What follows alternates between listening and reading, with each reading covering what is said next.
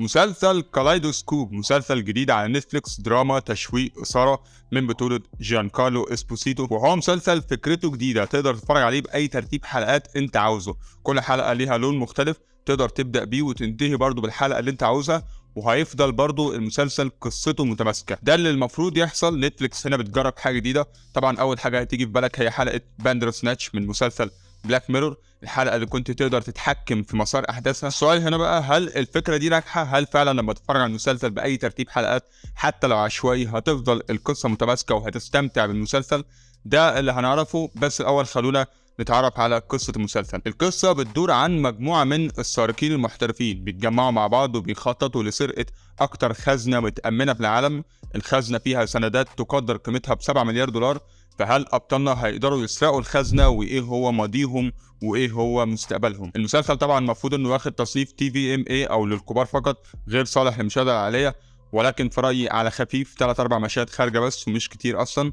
ممكن تتفرج عليه مع عيلتك، بس يفضل ما يكونش فيه أطفال لأن قصته وأحداثه مش موجهة أصلا للأطفال. تمام. أفضل ترتيب هيخليك تستمتع بالمسلسل هو كالآتي: أصفر، برتقالي، أزرق، بنفسجي، أخضر، أبيض، احمر، وبينك. اول حاجه الحلقه الصفراء قبل العمليه ب6 اسابيع، دي انسب حلقه تبدا بيها. بنتعرف اكتر على الشخصيات، ازاي اتجمعوا، ازاي بيتعرفوا على بعض، ايه هي اهدافهم من العمليه دي. بنتعرف اكتر على كل شخصيه، دوافعها وعلاقتها بباقي الشخصيات. الحلقه البرتقالي قبل العمليه ب3 اسابيع، بنتعرف اكتر على المخطط اللي بيرسموه للعمليه والادوات اللي هيستخدموها عشان يخترقوا اكتر خزنه مؤمنه في العالم. الحلقه الزرقاء قبل العمليه ب5 ايام، برضه نفس الكلام، بنتعرف على الشخصيات وبنتعرف على الاحداث بس بتفاصيل اكتر. المسلسل مهتم قوي بشرح دوافع كل شخصيه عشان قراراتها يوم العمليه تبقى منطقيه بالنسبه للمشاهد. الحلقه البنفسجي قبل العمليه ب24 سنه، دي ببساطه فلاش باك عن ايه اللي حصل زمان، ايه اللي خلى الموضوع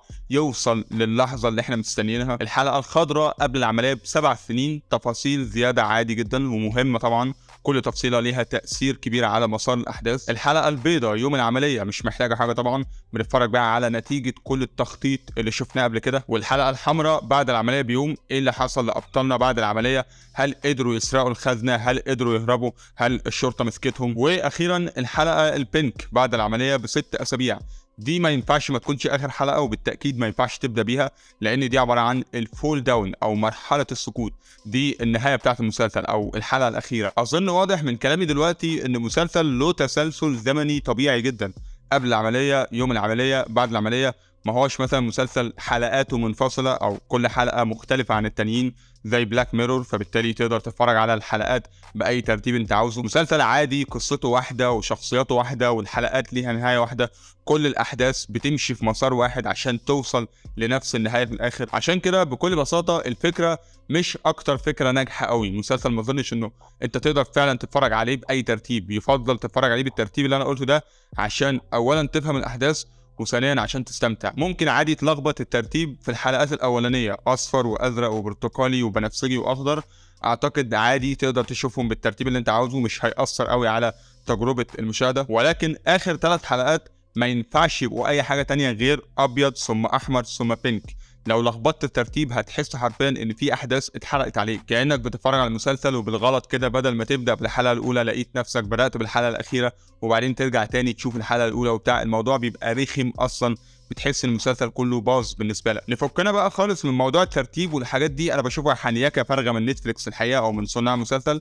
وخلونا نتكلم عن المسلسل نفسه. المسلسل بيعتمد بشكل كامل على الشخصيات، الكيمياء اللي بينهم متماسكه، الدوافع والمبررات اللي بتحركهم منطقيه، الاهداف اللي عاوزين يوصلوا لها اهداف كبيره وصعبه وشبه مستحيله.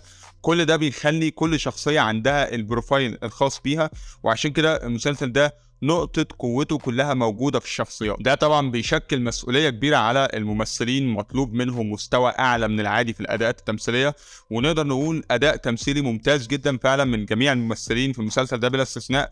وطبعا أفضلهم هو أداء جيانكارلو اسبوزيتو اللي عامل شخصية قد تكون شبيهة جدا بشخصية جاس في مسلسل بريكنج باد وبيتر كول سول، من ناحية الكاريزما أو النظرة المخيفة اللي بيتميز بيها أو حتى الذكاء اللي عنده.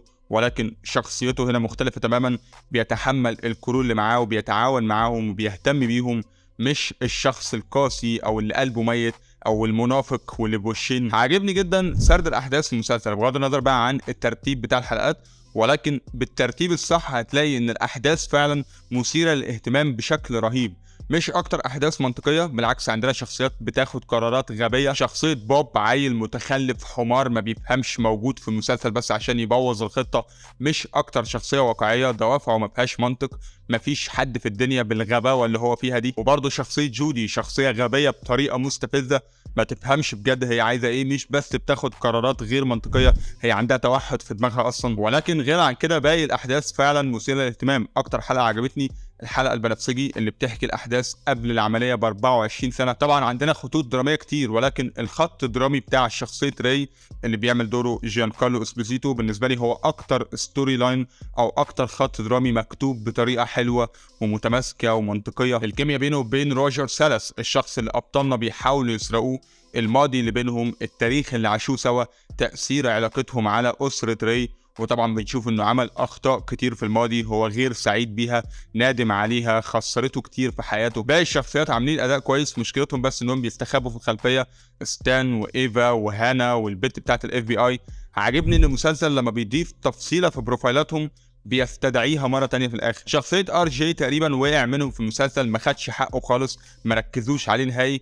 هو بصراحه شخصيته مش مهمه قوي، بس يعني على الاقل كانوا يدوا اي حاجه، حتى مش حاطين صورته في البوستر كانه مش بطل في المسلسل اصلا. كل ده كوم، ونهايه المسلسل كوم تاني خالص. بصراحه شابوه بجد، اخر 3 حلقات، الحلقه البيضاء والحمراء والبينك، مكتوبين بطريقه حرفيا قاعد مش قادر اقفل المسلسل خالص. الستايل اللي المسلسل واخده مفيد جدا للسينماتوجرافي، المسلسل ستايلش شويه، وبنشوف ده بشكل واضح في طريقه تصوير الخزنه المؤمنه بكميه الارقام السريه والاضاءات اللي فيها. في اكشن مش بسيط خالص وانتنس جدا، معمول بشكل احترافي وممتع، وخصوصا في الحلقه الاخيره اللي هي الحلقه البينك زي ما اتفقنا. برضه في تشويق واثاره، وخاصه في الحلقه البيضاء يوم العمليه، حبس انفاس بشكل مش طبيعي، بتلاقي نفسك مندمج قوي في العمليه اللي هم بيعملوها، مستوى الترقب عالي جدا، تحس انك بتتفرج على فيلم من افلام ميشن امبوسيبل. المسلسل فعلا اكتر بكتير من اللي كنت متوقعه، مش مسلسل للنسيان نهائي.